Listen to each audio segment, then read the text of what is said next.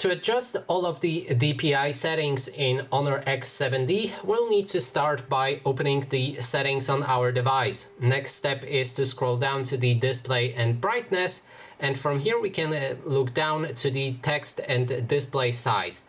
Now we can go for the font settings first, and you can adjust the font size using a slider right here. So you can make it bigger or smaller, and there's also option that allows you to change the text and icons boldness, which changes basically the thickness of the font, so you can change that as well if you like. Next thing that we can do is go back, and here you can enter font settings. You can change to different font if you like. There's different options in free section, or you can pay for additional different fonts.